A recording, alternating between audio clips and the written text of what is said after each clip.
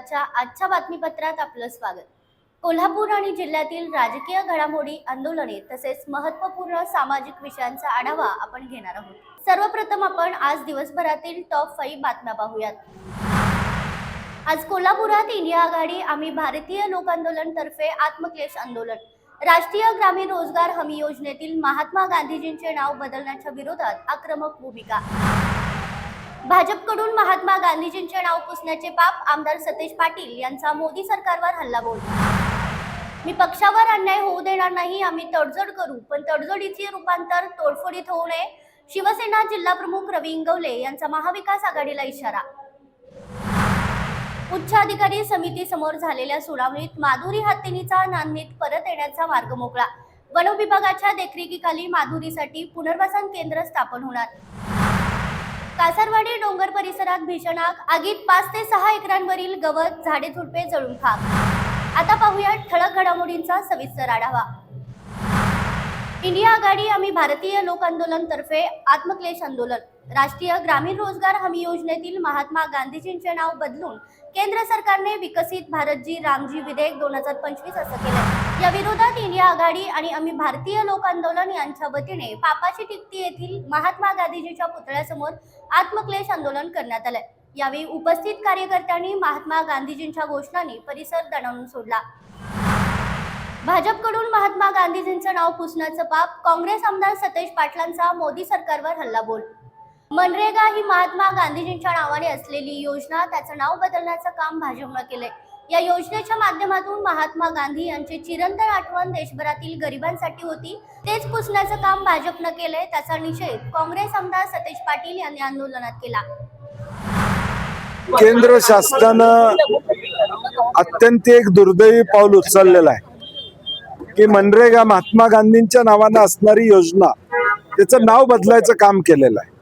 मला वाटलं महात्मा गांधींचं चिरंतर एक आठवण या योजनेच्या माध्यमातून देशभरातल्या गरिबांसाठी होती आणि तेच पुसण्याचं काम पाप भाजपने केलेलं, त्याचा निषेध आम्ही करतो। मी पक्षावर अन्याय होऊ देणार नाही, रवी इंगवले यांचा महाविकास आघाडीला इशारा। आम्ही तडजोड जरूर करू, पण तडजोडीचं रूपांतर तोडफोडीत होऊ नये याची काँग्रेसने दक्षता घ्यावी। उभाटा जिल्हा प्रमुख रवी इंगवले यांनी असे प्रतिपादन केले।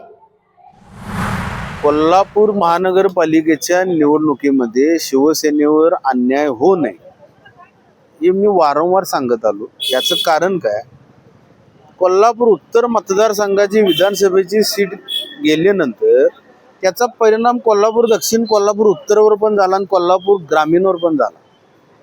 पुन्हा असंच जर घडत असेल तर महाविकास आघाडीला यातून फटका बसू शकतो। माझी विनंती राहील बंटी साहेबांना, त्यांच्या नेते मंडळींना, काँग्रेस पक्षाच्या, शिवसेनेचे जे आजी माजी पदाधिकारी आहेत, शिवसेनेचे जे आजी माजी नगरसेवक आहेत, त्यांच्या वार्डामध्ये प्राधान्यक्रमानं त्यांना न्याय मिळालाच पाहिजे। म्हणजे शिवसेना पक्षाला आम्ही 33 जागा मागितलेल्या आहेत। तडजोड जरूर करू, पण तडजोडीचं रूपांतर तोडफोडमध्ये होऊ नये, आमच्यावर अन्याय होऊ नये याची दक्षता काँग्रेसने घ्यावी। नांदणी वटातील गुजरात येथे नेण्यात आलेली माधुरी हत्तींसाठी उच्च अधिकारी समितीसमोर झालेल्या सुनावणीत परत आणण्याचा मार्ग मोकळा झालाय।